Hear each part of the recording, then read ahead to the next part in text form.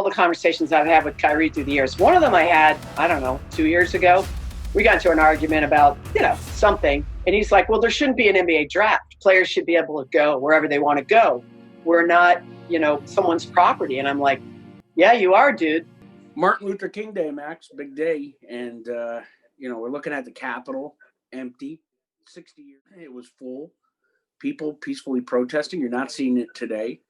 You got friends of ours, journalists who are now Jackie MacMullan kind of put into up against a wall, I guess, maybe a little bit with the Kyrie Irving comments. For those that don't know, basically Kyrie said no draft, and he doesn't think there should be a draft or trades, that players are not property. And Jackie kind of called him out as a man of color. What do you say about that? And well, Jackie, I think basically what Jackie was referring to was like there was ownership, that essentially like you're owned by a team. And today's standards, those words just don't work. Matter of fact, I had an opportunity to talk to her today, and she said she wished she had completed her thoughts because she wasn't meaning to say that. She wished she had said something else. And to me, that was great. I mean, but in essence, there's technically what Jackie's saying right now about the player and his contract and who he's with. Technically, she might be correct. Now, in today's world, it's wrong to even put that out there. I mean, that's why the NBA changed their stance from being owners of a team to governors now of teams. So, Wick Grossback now is no longer the owner of the Boston Celtics, but he's a governor of the Boston Celtics. So language in today's society does count, and it does go a long ways. But with Jackie, I mean, and I agree. First of all, I agree with everything you're saying. But in Jackie's case, it's not like Kyrie even referred to himself. He said players in general. Well, the NBA is it is a black man's league, but it's very diverse, probably more than it's been since it was all white, when it wasn't diverse at all. So, I believe Jackie MacMullan would have looked at Larry Bird, your old teammate, or Kevin McHale, and said the exact same thing. It didn't matter the race. So why are they digging up stories? I mean, I heard it. We played it at the intro here. She was on Ryan Russillo, just said it. I don't understand why it immediately went to race in this instance, because it's a bit like, when are we going to be able to? It's very simple and very easy. It's like the white person that says, "I have a black friend." Oh, Jeff Goodman. It's a dog whistle that people hear, and if you say somebody owns somebody, there's ownership there, then that just goes against what everybody's believed or start believing. The environment that we're in, Nick, as you know, has changed completely. It's done that course where you go, okay, it was here, but it's back over here. Is it a 180, or in that way that's reversed almost completely? So I get where she was going, but I get also that people are upset because you cannot use the words own. I own somebody as you're being owned by a player. I mean, if you would just do it like this, if you work with Xerox and you want to go to IBM, does Xerox own you? Is that how that goes? Well, I mean, truthfully, Max, Massachusetts, Pennsylvania, half of the Commonwealths in the Union are at-will states. So unless they're asking me to do something illegal, they can fire me for anything. So frankly, yeah, while I'm on the clock, they own me. I don't look at it like Kyrie's exact words were property, right? I don't look like I'm IBM's property, but doesn't Danny Ainge, or I've heard you say it, I've heard me say it, we refer to players as assets. It's the same analogy. You know what? It's really kind of like that. You would say that, but there's a difference in those two words. I don't care. You can, there is a thing called masking. There's a thing called sugarcoating. That is the word is being masked, and it's different. Completely, it's different. If I say that you are property of the Boston Celtics, or you are an asset, or in that way, or a commodity, I think that whatever it is, commodity is sold. I think that in that way, that word, there's just certain words right now, Nick, that aren't usable. I And agree. that's how that goes. I mean, I think it's for instance, like there's certain things that I can say as a Black broadcaster that my broadcast partners or my broadcast partner Sean Grandy can't use. no Like for question. instance, if I was watching Kevin Garnett play, and I say he made some fantastic play, I said, "Whoa, man's a beast. He's a gorilla." You Like, did say that, I think. yeah, once, didn't yeah, you? and I've said it purposely so Sean could just kind of look at me. But yeah, that is the one of those things that you look at and you're going, "Whoa, okay." Well, think about Howard Cosell, who was very, I mean, not to say his best friend, but one of his best friends was Muhammad Ali. Mm-hmm. You know, I think that there's no one that, I mean, that's a little bit before my time, but there's nobody that can really They that. used each other. You said that They used about each other Howard very Cosell. well. Howard Cosell used Muhammad Ali to get into the public's limelight, and Ali used Howard Cosell for his influence that he had. And what that was right now would have been social media. That you're right. When Howard Cosell went on air and said, "Look at that little monkey." Oh, Yeah. that little. Did he mean anything by it? No, probably didn't. But it happened. I mean, just recently we just had an NBA broadcaster. He was talking at that time. He said the F word. Yeah, no, I'm not talking about the F word. I'm talking about it actually was in I want to say probably was in Oklahoma City. And he went on to say they have media down there. Yeah, they have media down there. He went on to he went so far as he was talking about Westbrook. And Westbrook had been making these unbelievable plays. And he said, "Westbrook, you're out of your cotton picking mind." And got fired for that. Yeah, so, I mean, so these things that we have in front of us, these microphones, are deadly to your career. It only takes one word shot out there. I mean, I think about me and social media, I don't know, 15, 16 years ago. And I was making a reference about Violet Palmer. And I wasn't being critical of her. I actually was telling a joke that went wrong. I was actually teasing my good buddy, God bless his soul, Tom Heinsohn, because he did not like officials at all, and female officials in particular. And I said, Violet Palmer, go back to the kitchen and make me some bacon and eggs. I said it in his voice, mocking him, but people took it in a way that I was mocking her.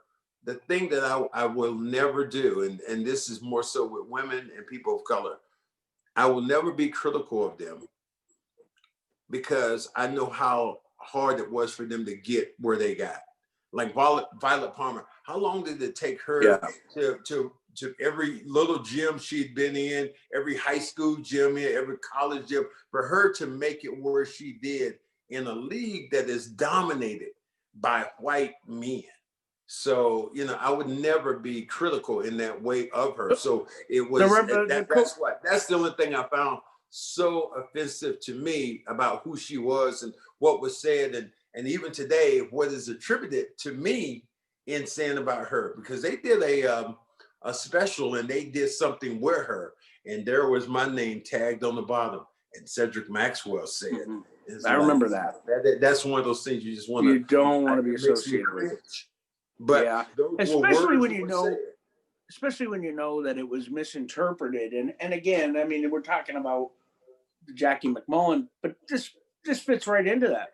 It was misinterpreted. So when I've had that happen in the past, the more you try to correct yourself, almost the more you seem to be trying to cover yourself up, right? So you're in this uncomfortable situation, and it's so frustrating because you would never say something like that, but the more you say, I would never say that. Well, Nick, let's do this. We'll do broadcasting one-on-one right now. If you indeed make a mistake on the air, the only thing you can do is apologize. Yes. And if a person doesn't accept your apology, what else That's can their you fault. do? Yeah, After the word, I'm sorry, my bad. What is the next words to have? So the more you try to explain yourself, and I talked to Jackie about it. Matter of fact, I was trying to get her on a podcast with us, and she said she had something with Spotify, which she was working on. So I just believe that was one of those things that you look at and going, okay, we're not going to get there. What's going on TV there, Max? Oh, just a segment on TV that are you missing the evening news on CBS? I have mine off, and it is that time, right? You know, we're all, and it plays right in. Listen, man, this is a fucking podcast. We can watch TV if we want. Yeah. So here's the thing. You have the TV on. Everything looks eerie. I got that same feeling with Jackie because I know her, not as long as you do, but I know her well. I know she is not a prejudiced person. I remember Jeff Goodman on your show, or you on his show the one time, said, you know, some of my best friends are black. No. You said it was, we had to clarify that. You said we both were sitting there waiting for the other person to begin. That was so awkward. You like, Max, you are interviewing him. This is your show. I was like, well, I won't go any further into how that happened, but it was one of the more awkward moments. I didn't think it could be, no pun intended, trumped until he said, I have a bunch of best friends that are black, and it went like... Yeah, and I told him at that time, I remember stopping. You know, I stopped him. I said, hold up there, partner. I said, let me straighten you out right now, okay? Because that's just one of those things that you cannot say. You cannot use those things and saying, hey, my best friend was black. Those things, those words just don't work. They are crystal clear. They don't come out right. I don't care how you mention them, how it comes out. They never come out right. And that's not just with black people. That's any minority. It really is. I mean, because I have said that about Jewish people, and they've looked at me like, what are you counting how many Jews you're friends with? Right? You know, and here's the thing with Jeff, and to his credit, after the fact, he called me and said, I want to make sure you leave that in there. He said, I want people to learn, because Jeff is one of the biggest advocates for equal rights for gays, black, everyone. He said, I want it in there because I want people to hear me make the mistake so they don't make a similar mistake, because it was not my intention. That's the measure of a man. Well, I think in Jackie's case, which I was telling there, was saying that broadcasting 101, we're going to give you a lesson here. Yeah. And it is, if you make a mistake, you say you're sorry, but you go back to the same medium, the same box that you made that mistake in. So mine was like, when I said it, they wanted me on TV. I said, no, I'm going to phrase it the same way. This is television stations around. I'm going to frame it the same way that I said it on radio, and you can pick it up and take it the way you want to. That's what it was been, you know, and Jackie said she was frustrated because she said she heard from Charles Barkley. She thanked me. But it's frustrating because she said that's still going on now. I said this morning I turned on YouTube, and Jackie MacMullan says so. Just I was tempted to text her too from a person who is very, very dynamic in what they say, and her ability to meet with players and talk to players and get them to trust her. And trust her has absolutely been amazing over the years. So when she was in that kind of trouble, I was just trying to at least weigh in a little bit, just to say, look, this isn't the person that everybody's trying to make her out to be. But it's just so sad that, in this broadcasting business we have, it only takes one word. Takes one misplaced word for you to possibly lose your job.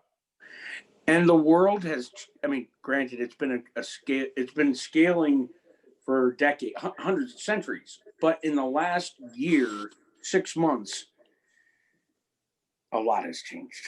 Right, Max? I was up on my roof, which is a common area where I live, and I told you this story. It was late September, and I turned to the person next to me and said, I think we have Indian summer. and they got really, they weren't Native American, but they got very taken back by that. I didn't even think about it. One time years ago, I said somebody, an Asian person was Oriental. I did not know. Now, these are things you can't say. You said midget once to me. Right? Yeah. Hey, thanks, Nick. I appreciate that. I did. And I also said one on air. We had an engineer that passed away and he straightened me out. And I never even knew what I said. Somebody made a play and I said, throw that guy over in the paddy wagon. And that's an Irish slur. He was like, whoa, you can't. Yeah. He said, no, you can't use that paddy. I was like, paddy wagon? You can't use that? And he said, yeah, that's the Irish when they were being picked up. And especially here. And sometimes your ignorance cotton makes picking you is one of those. Cotton picking is one of those. My whole life I've been hearing that. It wasn't until probably 10 years ago I actually put two and two together. My cotton picking son of a gun. That is so disrespectful. Well, you know what? Here's the thing. If that was like the Little Rascals, right? Well, look at it this way.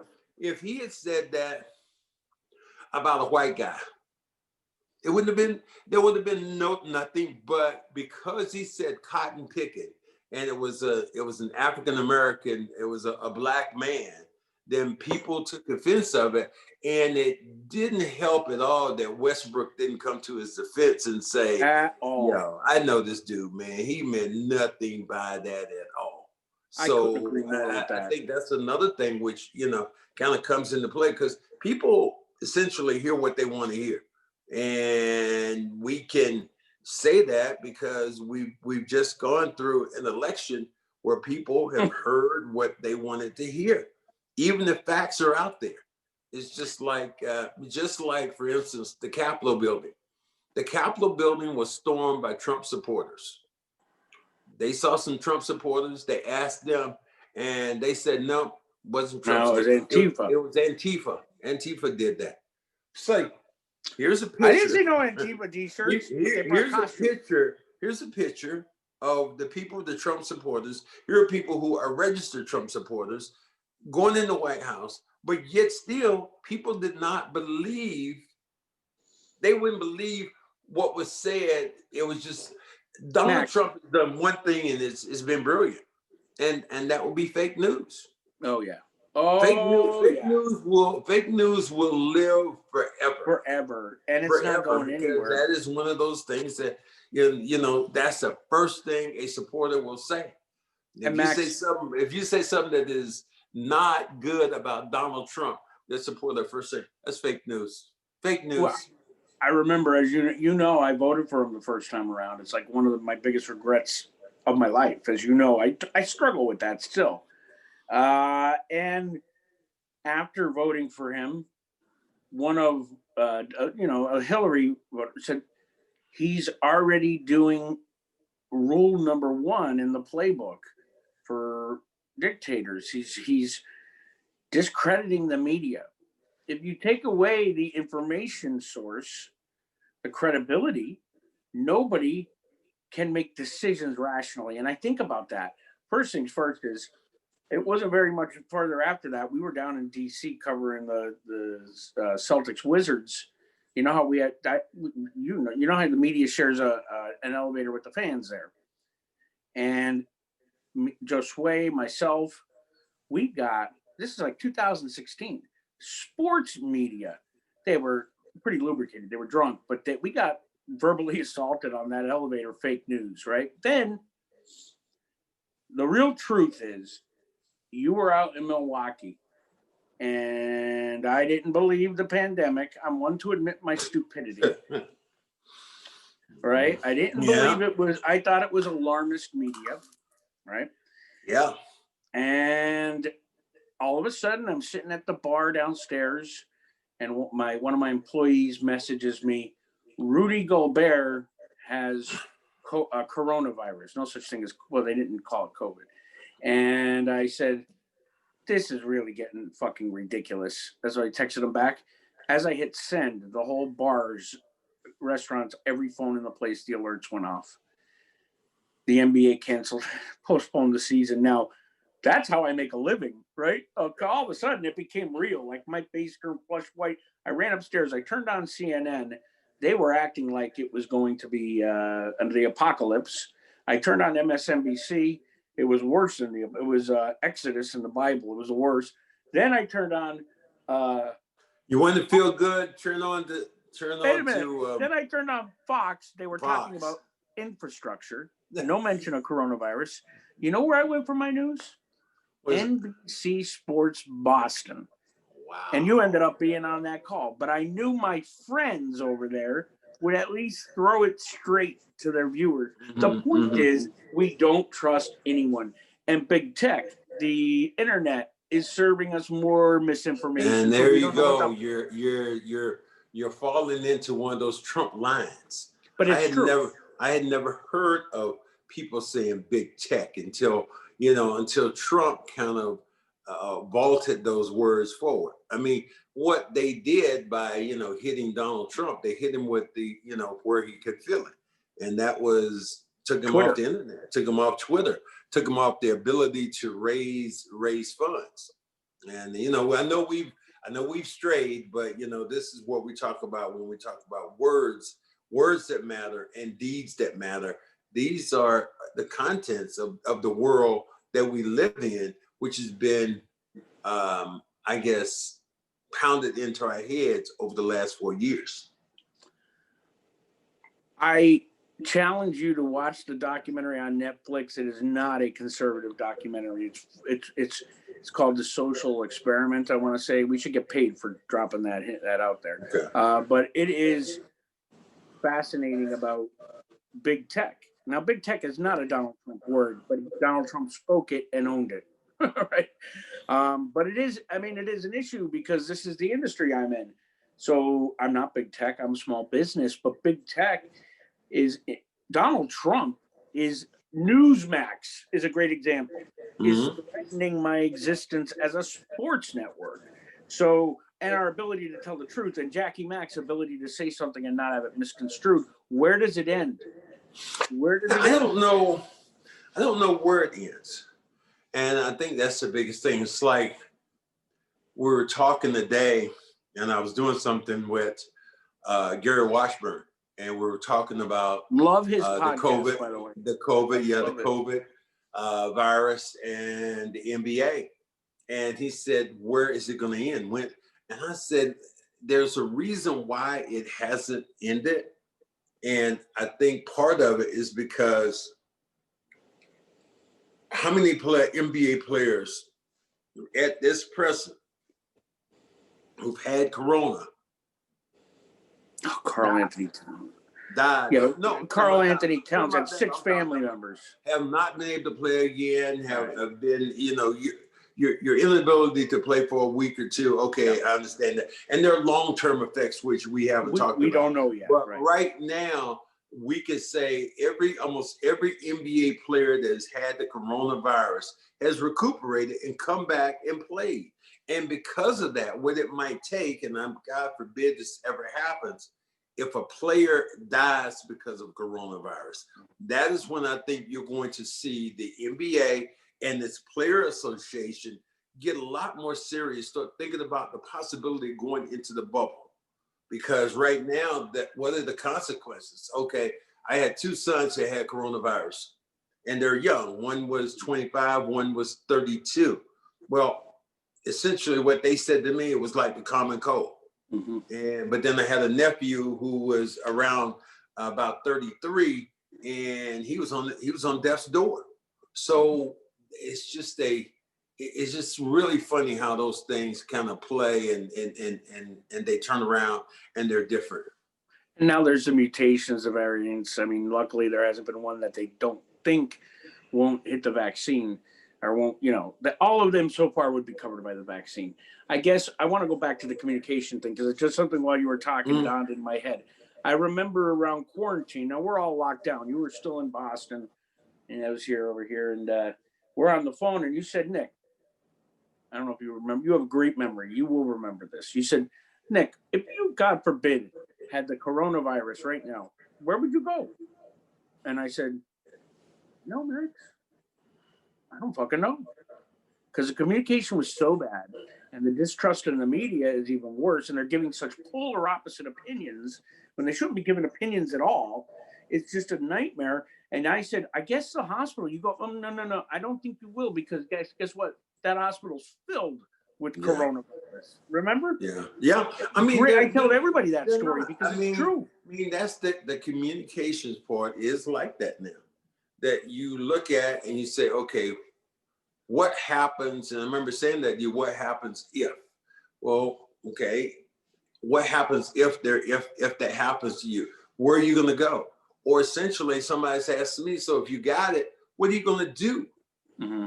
And for the most part, they're telling a lot of people just to stay home. Yeah. And ride it out. You think of Chris Cuomo, we saw him, essentially ride it out, and then was in his basement. Poor guy and he was killed. Sweating, and I can't. Lifting weights. It's just wild. It's just wild watching him. We got to get him on your show. Yeah. Cuomo.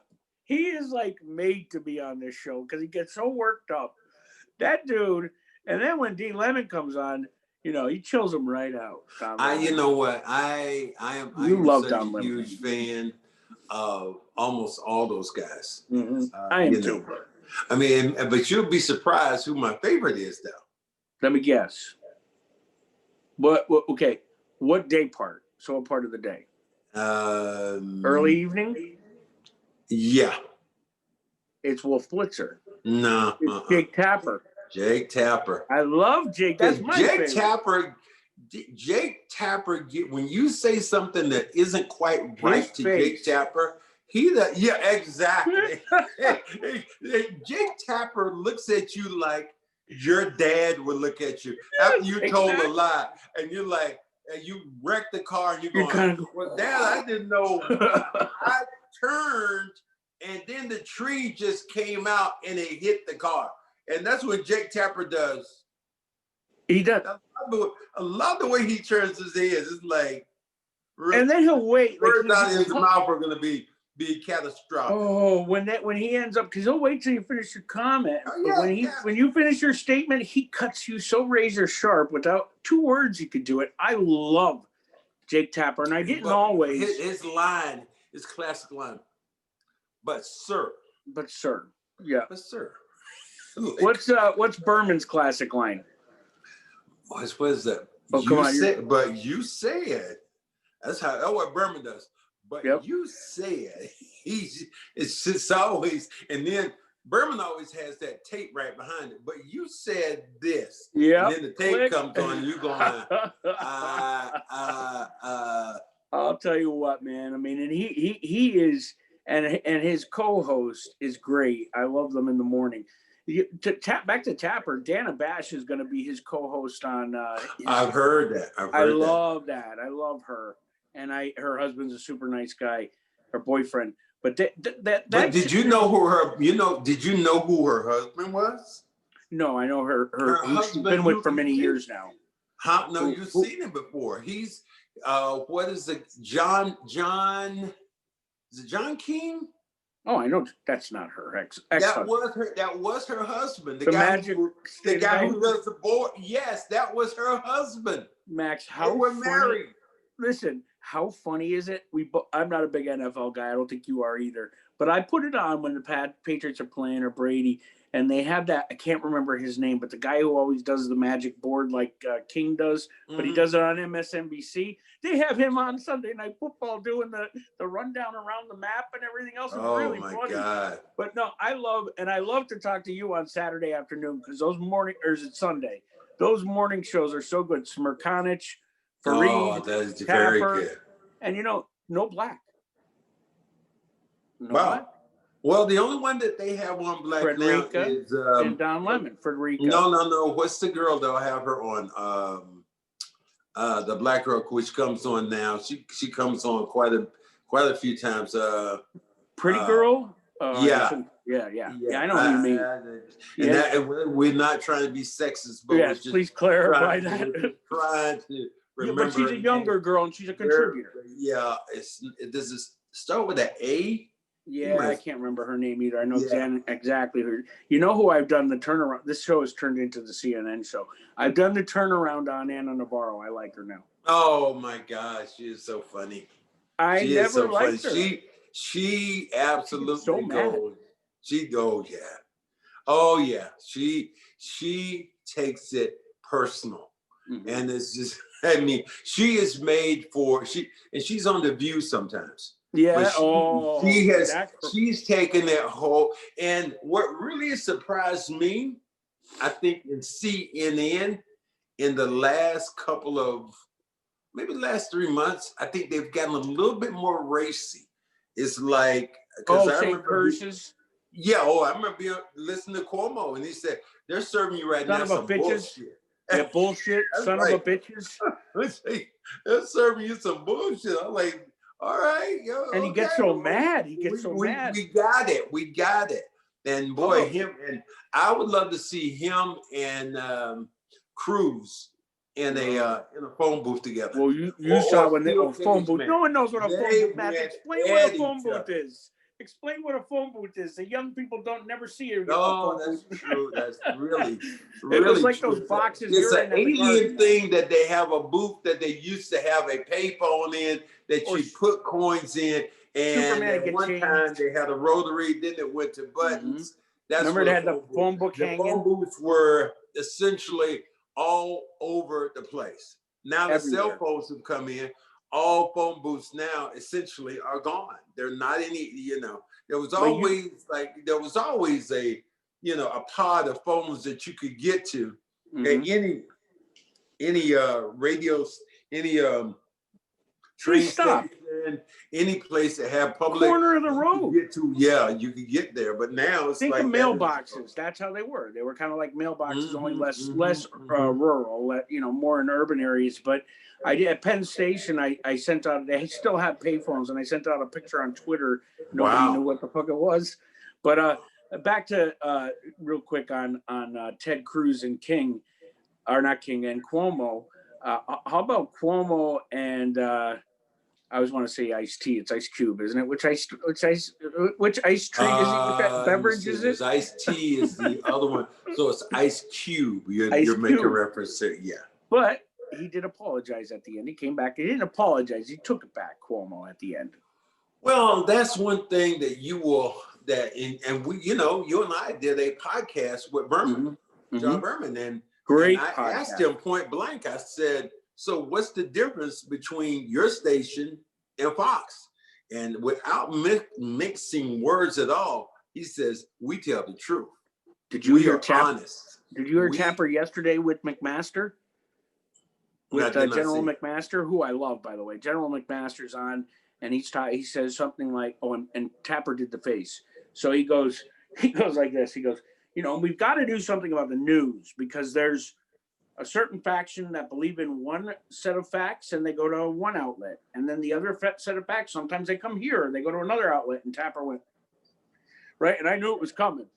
And he goes, and he waited till he was finished with the statement. And then he goes, I'd like you to stay on after. I want to talk to you off air because I've got to say, if you like facts, you come to CNN.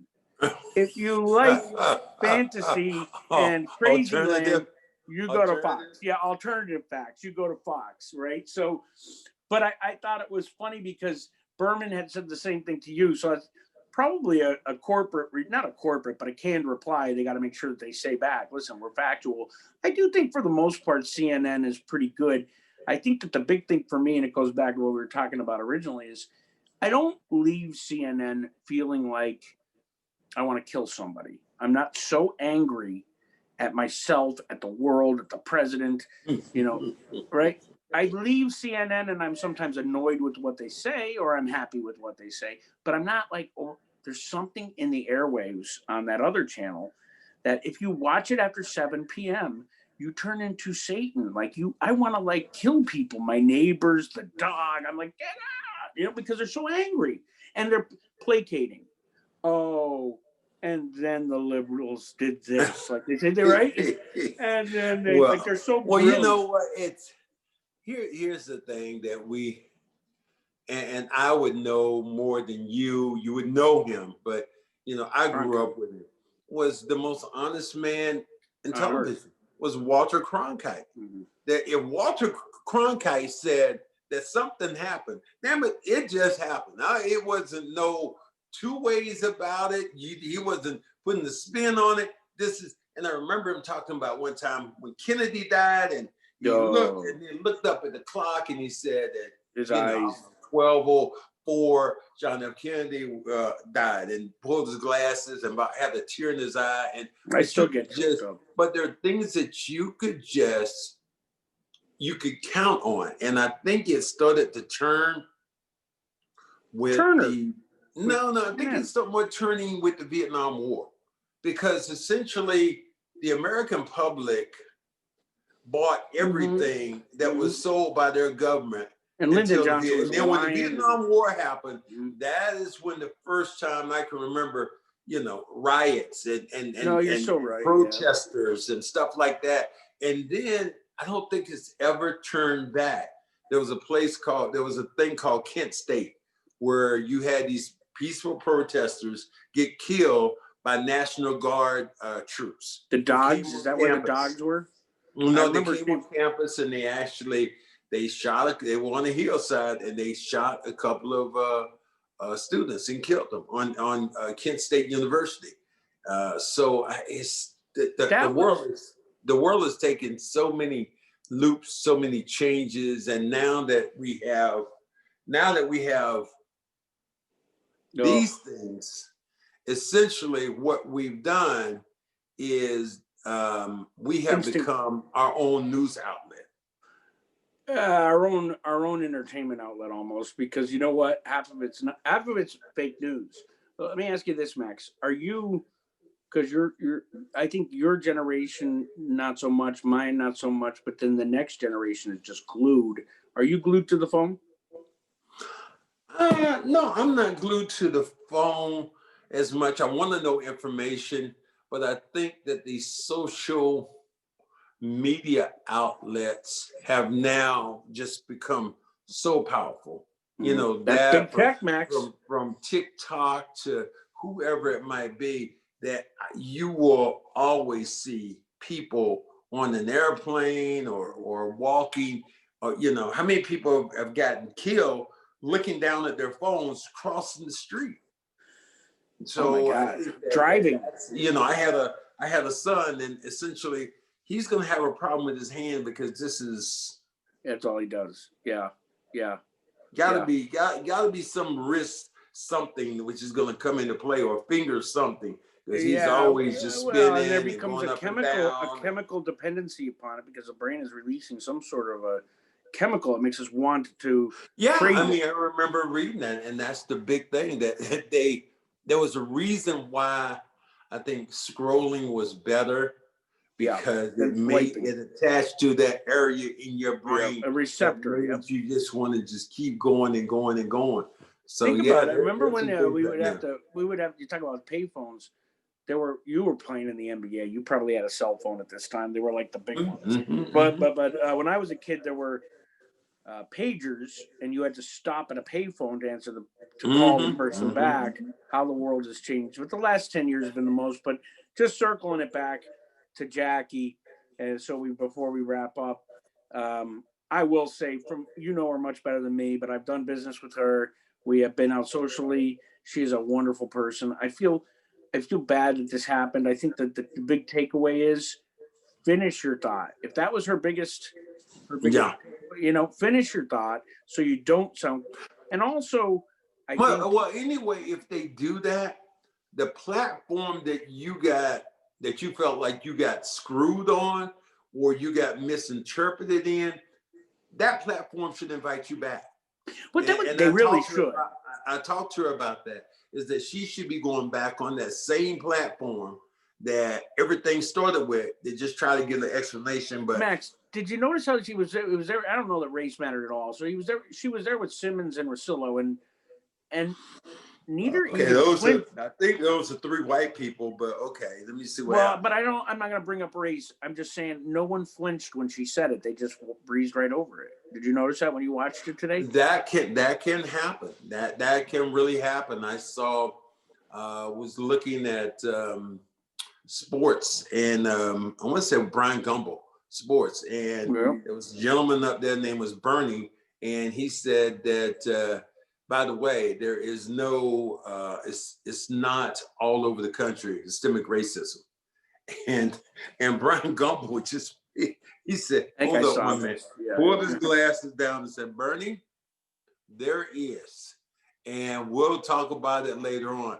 And that to me was one of those moments where you stop and you pause and you straighten people out. Like one of my favorite times ever was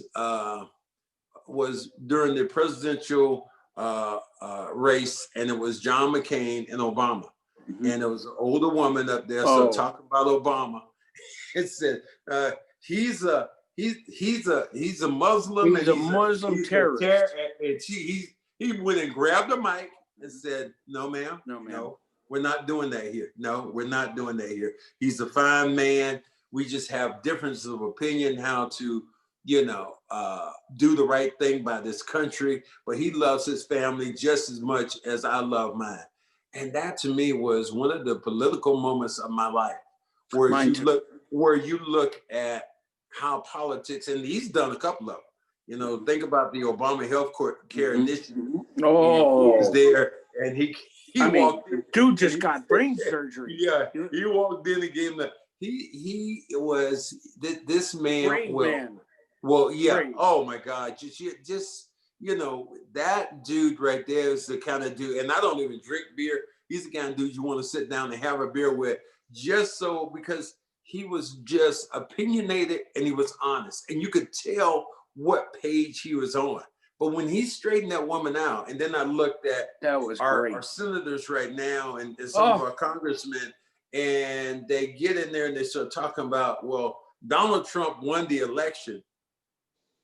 How can you say that? It's like when he said he lost by 8 million votes. Didn't lose by a million, 8 million votes. Joe Biden got 305 electoral votes. Trump went in to say, and I hate to be on this rampage about Trump, but do it. But Donald Trump went in to say, call the state of Georgia. Can you find me 11,000 votes? You know what that's called, Max? Obstruction of justice. Yeah, you can't do that. And then the guy, he goes on to say, he's at his rally, and he says, I tell you what, true Americans right now, what we have to do right now is take names and kick ass. That was Don Jr. Yeah. But then they said, you know what?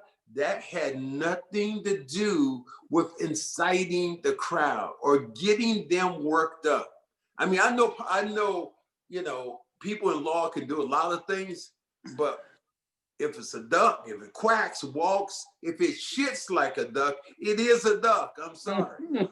The other thing too is how much do we need to see? It's on camera. Like, people are going, no impeachment. No. I want to be protected. I don't want this man to ever run again. Keep the impeachment in the House is done. Go through with the Senate and put him on trial afterwards. Let Joe Biden. I know it's going to distract the first so long of Joe Biden's. Let me ask you this. Fuck that conversation. You know what? Do you already feel safer? Here's the thing about it. If you disagree with me now, because there are a lot of people who are, I hope you're listening. If you disagree, come on my podcast. Let's talk about it. You have a free invite to come and give me your opinion about what happened with the election, what happened with Donald Trump. I know that my voice is I'm completely on the other side. So I want you to come on air with me and explain to everybody exactly what happened and how wrong I am. I'll challenge anybody out there to come on air with me on my podcast and explain, and I will give you a forum that you can talk about it without being interrupted. I will give you a forum to tell me exactly what happened. Are you telling me that the voting booths were changed? But here's the one thing I'm gonna say: when you come on, and this is how I'm gonna counter your argument. When you talk about Trump and the election being stolen from him, how did all those Republicans get elected to the Senate and to the House but they want to, but the ballots were different with Trump. They want the same ballots. And the governors and the secretary or the attorney generals in many of these states that he contested were Republicans. Yes. He said he wanted them. It was basic. Listen, here's my theory. And again, this is speculation and a theory. There's no facts here. It is not alternative facts. It is speculation. All right. I think stand by, stand down, whatever he said there. I think on both sides, when he said that at Charlottesville, very fine people. I think these are all, I really believe these are cues. I think they're passive messaging. Do you think I'm nuts? Oh, yeah, I think there's a passive message in almost everything you say. I don't know. No, but I if think there's a passive message to them, to QAnon, to the Proud Boys. I don't know. See, I don't want to give QAnon that kind of respect where they have a Q. I don't want to give them that kind of respect where there's a QAnon book.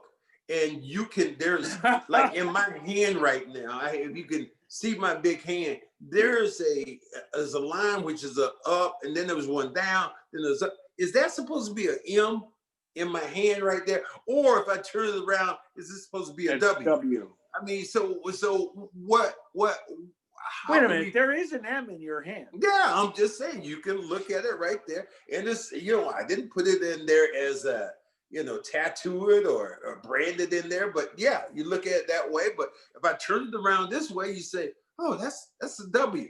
I'm not giving anybody QAnon that much credit for Donald Trump interpreting words that are QAnon words and putting those on a subliminal message and people getting it and believing what they want to believe. It's just absolutely crazy. Just infiltrated our capital. Never happened. We are the United States of America. They're not as they're definitely crazy, but they're not as stupid as they look, because they look really stupid. They look like dumb white people. I can say. Wait a minute. That hasn't changed. That's what they're going to look like now. It's just like there was a gentleman in the airport who was talking about, they threw me off the plane. I'm on a no-fly list. They think I'm a fucking terrorist. Well, you are. You are. Here you are running through the Capitol building. Mind you, hold on a minute. Let's get this straight. Without a mask. Not one person had a mask. I can identify you easily. Now, if you like this, I can't see you. To identify who you might be. Some of these people, you can only see their eyes. But if you're running through without a mask on and you're screaming to the top of your lungs into a television, everybody, there are people who know you going, I think that's my doctor. Is that? Yeah. I think that's my psychologist. But it's like people of color right now. There was a black man in there. One. And every black person right now is going, who is that? Is that Leroy? Is that? Did they pay him to look diverse? Is it like, how did you get in there, brother? I mean, we're laughing, and it's good to have some sort of a light art about it. But on Martin Luther King Day, to think about what happened that day and to see that the flag of General Lee of Northern Virginia, yes, Confederate flag. But we're smiling. We don't mean to because it was so stupid. But then you think about the people who actually died during that. Or hid, thinking they were going to get killed. People who died during that riot.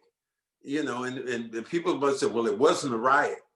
Well, what was it? Was it? No, it was an insurrection. When they talk about, well, they didn't take anything out of no, they took computers. They took the stand. They took the fucking podium. Yeah, and the gavel. Yeah, the podium, the gavel. They took it wasn't a riot, and it was peaceful, and we're taking our country back. Max, How many death threats could Nancy Pelosi get? I mean, they hate her. Did you hear those videos where they're going, where is she? Where is she? They were like dogs.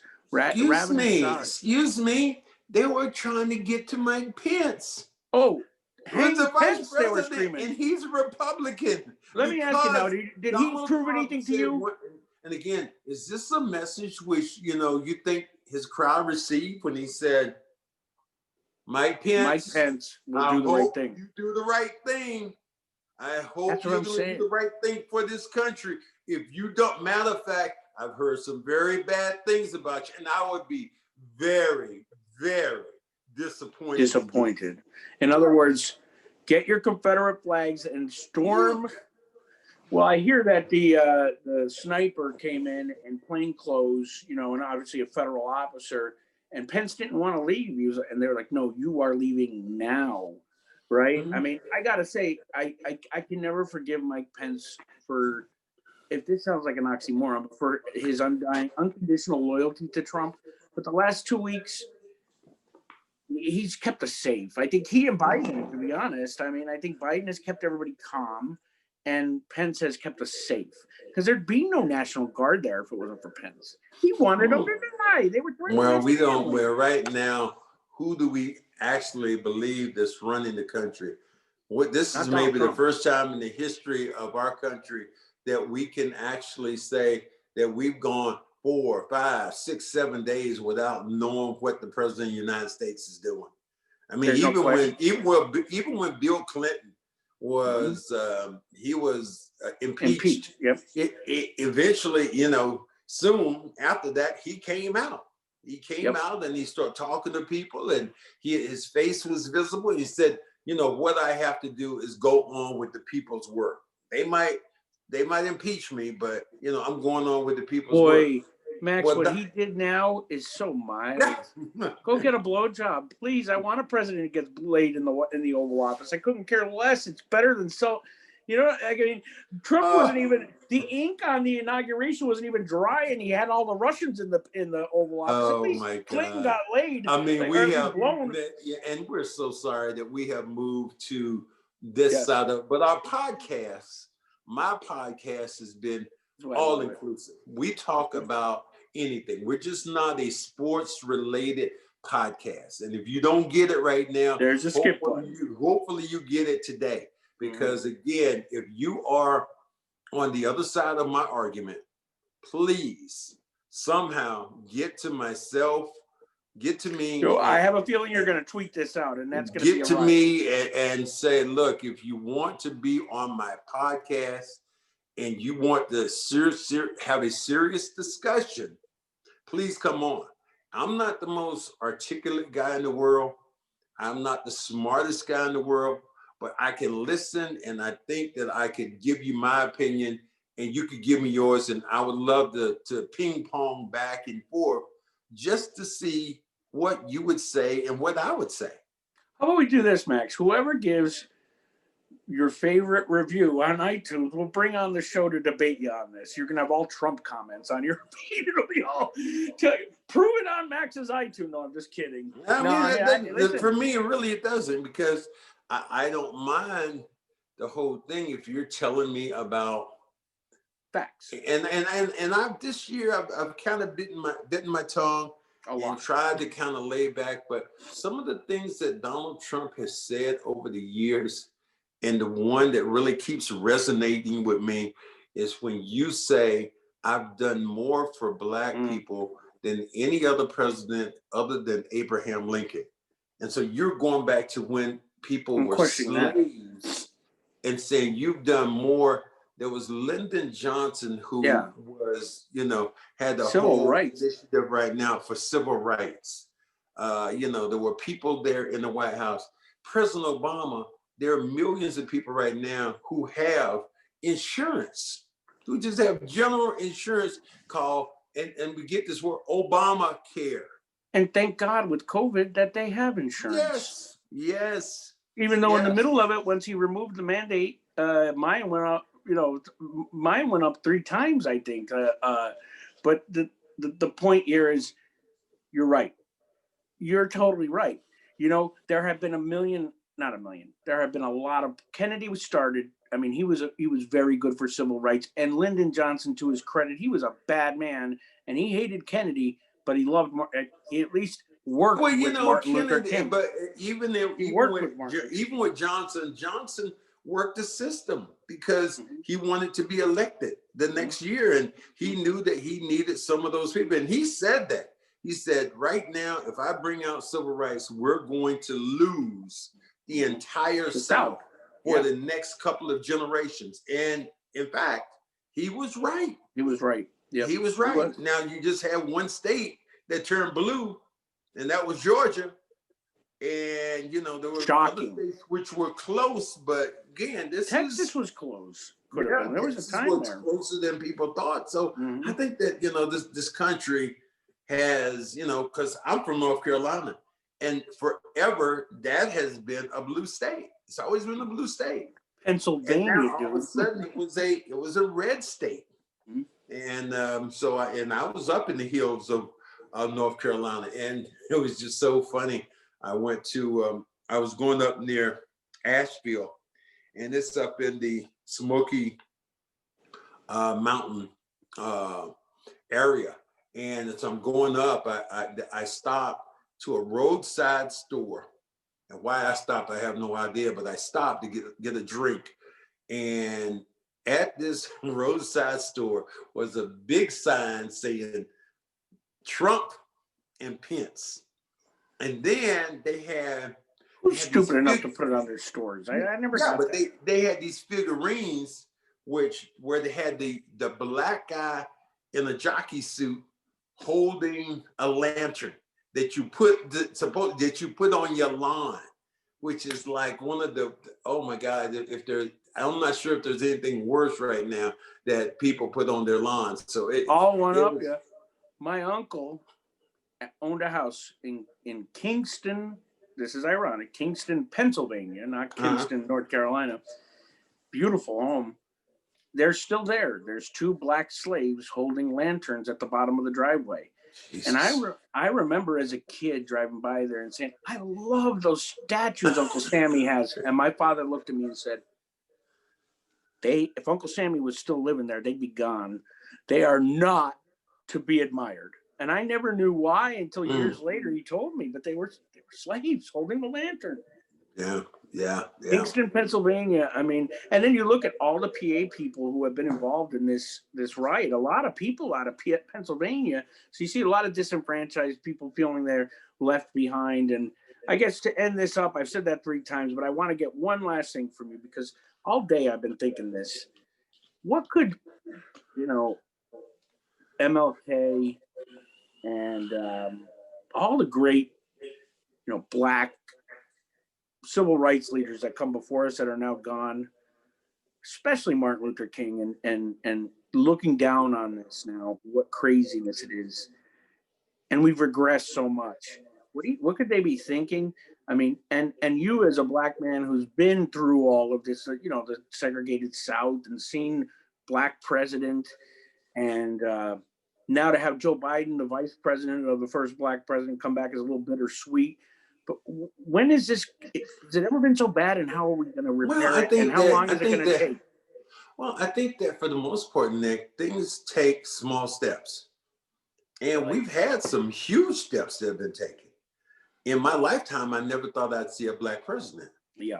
Martin Luther King can look now and say, wow, there's going to be a female black president. Great point. How about Martin Luther King have a Martin Luther King Day? Just that as a national holiday that, people fought forever not to have. I think one of the last Did they fight not to have that? There were a couple of states. I think one of them was Arizona, which was one of the last states to approve. And I could be wrong. I might not be getting my facts right, but I think Arizona was one of the last states to do it. And you can almost go into any ethnic area in this country and find a Martin Luther King Boulevard someplace. Oh yeah, or school. Someplace, or school, or whatever. Where white and black boys and girls go to school together. There have been some changes, and even when you think about that, that Hillary Clinton, as much as people didn't like her, she was that far away from being the first female president of the United States. So there are a lot of things which have changed. And I think because of that, that puts a lot of fear into other people, thinking that they're being left behind or nobody's listening. No question. Nobody's listening to their opinion. And because of that, I think that's why people dig in that much more. All I want them to do is come with facts, baby. Just come, real facts. Come with facts. If you bring me facts to the table about what happened, and show me, not on what you think might have happened, but just give me some facts. Like if you're going to tell me, and please don't come on the show and say robotic that Donald Trump won the election. That disqualifies you, because there are 8 million more votes. There's the electoral college right now, which, Joe Biden, they were saying I want to say the last 5 or 6 presidents of the United States who have been Republicans have not won the popular vote. Reagan might be the last. The last one might have been Bush Jr. Bush Sr. No, Bush Jr. lost the popular vote. I don't know if he did the second time. The first time he did. Well, I think that that's what they said today. It was the last one that I saw. So, but it's been Democratic since then. Was the Bush, but most of them have been Democratic that have won the popular vote. So, well, Max, people come and debate on this too, and I don't want to get into this topic, but I'm going to drop it quick. I have to ask people, Republicans, and I do it all the time. I'm in the upper bracket. I've been blessed. I'm fortunate. I work my balls off, but I make good money, right? So I'm in that top bracket. I don't like my taxes. I don't mind paying a little more taxes. You know what I mean? To take care of people who are less. Okay. Mm-hmm. Now, but the point is, when I say that to Republicans, they look at me like I have 3 heads. But when I say to them, explain to me where you've noticed it come out of your paycheck, where you've noticed it come out of your 401k, where you've noticed it with the stock market. Because to my knowledge, we had an economy crash under Reagan in '88. We had an economy crash under Bush in 2008. We had an economy crash, the pandemic to blame, under Trump. All the Clinton, not Carter, but Clinton, Obama had great economy. Obama inherited garbage and turned it into gold. I made a lot of money with Obama, right? So where's the argument? Tell me what would hurt you, Mr. Republican, because they can't. Yeah. It's just a talking point. It's a robotic talking point. So, and and we say all this, and what we really missed out on in this conversation, which I think was absolutely great today. It was very informative to me, and hopefully a lot of you listen. But we also didn't talk about a great documentary which is on right now on Tiger Woods. It's been fantastic. 30 for 30. They're doing it right now. Yeah, it's actually on HBO. It's a 2-part series, and they go down. The way they break it down with Tiger Woods is unbelievable. I mean, I've never been a big fan of it. They have you would love this. They have every mistress which he has had. The way he broke up, the way he got caught, and the way he got caught was just like, oh my God, that was a man's nightmare. He was actually one of his mistresses. He had talked to her on the phone. Well, first of all, they had caught the mistress actually in Australia. She used to give parties in New York, and all the celebrities would go to her place, and that's where she met Tiger. And then they started to have this affair, and Tiger was going out there to play in the Australian Open, I guess, and he said he needed her out there, and she went out there. Well, I want to say it was the Inquirer, National Enquirer, had somebody following her, getting on the elevator, and ended up calling her and said, because they wanted to put her on another floor, but she wanted to go directly to Tiger's room. So the guy who was with the newspaper followed her and got off on the same floor and watched her go to Tiger's suite, which was crazy. And then the story was they were going to do the story, and Tiger and the woman, they put the story out, and Tiger called his wife, it's Elon, I think is her name, called her and said, the story's about to come out on me, and they're trying to get me, that. And she was like, yeah, I know they're trying to get you, and whatever. and I'm going to have you talk to this woman. So actually the mistress talked to Elon, and they were, look, this is what happened. He's not a great guy. Oh no, this is what happened. He's not this a great is why guy. I was here, and it was on and on. It was Have you so ever met him? good. It was so good. And then, Have you ever met? No, I haven't. And then they went on after they had this. She and Elon had this conversation. Both of them just said, "We got away with it." Elon believed them and all this stuff. And so I guess one day he was back now in Orlando with Elon, and he was taking Xanax to go to sleep. Oh, yeah, well, we've all done that. And he took a Xanax, and he had talked to his mistress, and a different one. Baby, I'll talk to you later. I'm going to go to sleep. I'm not going to call you. So next thing you know, she's like, the phone rings, and she was Elon, and the mistress says, I thought Tiger was, going to go to sleep. He wasn't going to call me back. And then she said, "Hey baby, what's up? How you doing?" And she said, and it was Elon. And she said, "I knew it was you. I knew it was you." And that's when holy hell broke to. You remember there was a incident where Tiger Woods was at his house, and he drives and he hits the mailbox. And he got picked up. Well, what happened was Elon was chasing him with a golf club. He goes out to his car. Did he authorize this? They showed like a version of it, an artist sketch of it. And she's chasing him out to the car. She is whacking the window, and he's looking behind, trying to get away. And in his haste to get away, he's looking behind it. He runs into the mailbox, knocks himself out. She gets him out of the ambulance car. Comes, and right? That was the story. How did Tiger Woods? He got arrested. Yeah, how did that happen? Here's a guy that was squeaky clean, right? I mean, for a long time, Tiger when he was a kid, and then it wasn't until he got older. Everybody's got skeletons, bro. There you go, brother. There you go. Yeah, there you go. That's a good way to end it. But it was a fascinating. I want you to make sure you look at this, because I know you are. I'll watch it. I will watch that. A fascinating 2-part thing. And I mean, they just went down some of these women that he had. It's like a cocktail waitress, somebody who was receptionist a pig at a nail salon, or it was just like all these random. And he made some of these women believe. It's like this one woman said, "I still love Tiger. I just still believe he loves me." Like, huh? Really? Oh, what? But he's got so much money, dude. He manipulated a lot of these women. Of people. It's just stunning to watch. Stunning. Yeah, because you didn't have that perception. Now, I remember his mugshot. It was right there on par with Charles Barkley's, who, by the way, agree with them or not, he has the balls to take an opinion, even if it's unpopular. I respect Charles Barkley. Yeah, he does.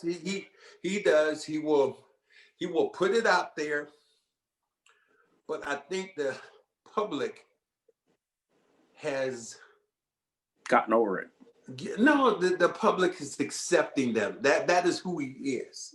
What they'll say, if he says something like that, they'll say, it's just Charles. That's just Chuck. That's just Chuck. But you know what, Max? Whereas most people don't get that opportunity to, to make a mistake or to say things like him that are as flamboyant and without losing their job.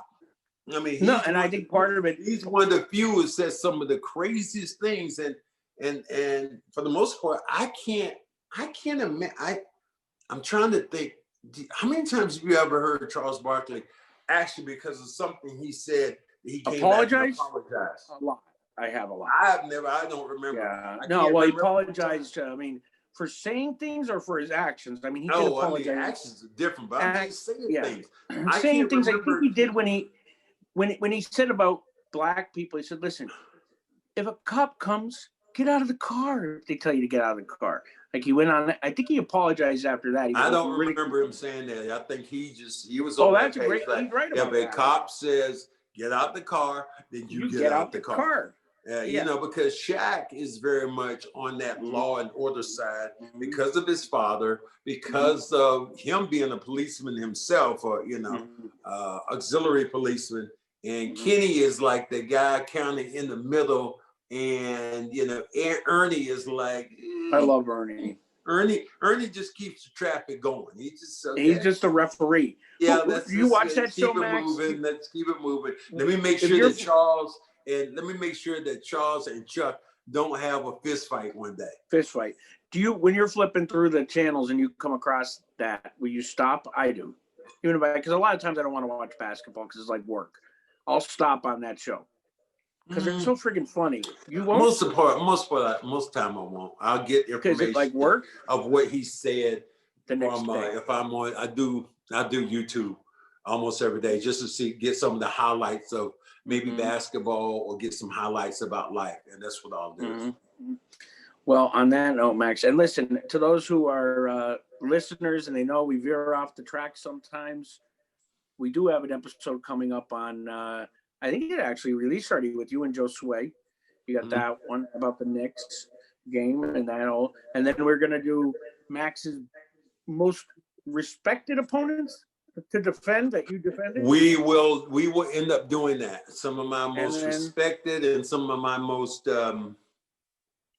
I think guys I hated the most too. I think we should go both ways. I like that. It wouldn't go one. I mean, some of the guys I did not have. Don't give it away.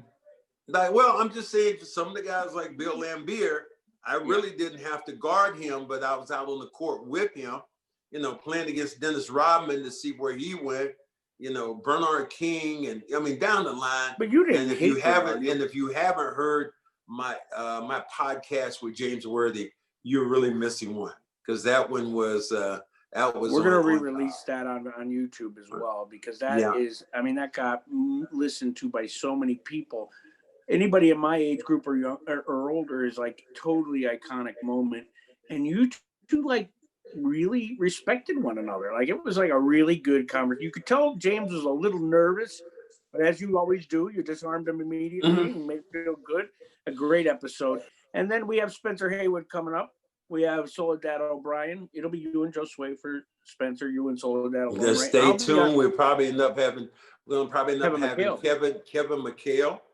And we'll talk maybe a little bit about the upcoming book that I'm writing, that's about to be dropped over the next within the next 6 months, called If These Walls Could Talk, by Cedric Maxwell. And I read it. There's some stories in there that there is some stuff that's not the garden variety Max stuff. Like there's stories that I was like, did that really happen? Yeah, as I would say, when keeping it real goes wrong, that's what that will be. That should be the byline. On that note, Max, happy Martin Luther King Day, man. And congratulations on Joe Biden. You're not getting inaugurated, but Trump is leaving, so we can congratulate each other. We got through it. And hopefully, wait a minute. We still got we got one more day? One full day. Tomorrow's pardon day. Nothing bad's going to happen. He's pardoning every criminal in the land tomorrow. He's pardoning 100 people. He has to get ready for his 21-gun salute, too. Red carpet. No. Yeah, he's going to do it right. And what will you tune into? Will you turn into Biden's speech or Trump's speech? You know what? I that would be fascinating. I think that I kind of know where Biden's going with this, so I love that. But the theater of Donald Trump leaving to a 21-gun salute, that is what they used to say, priceless. See you next time, folks. Peace. All right.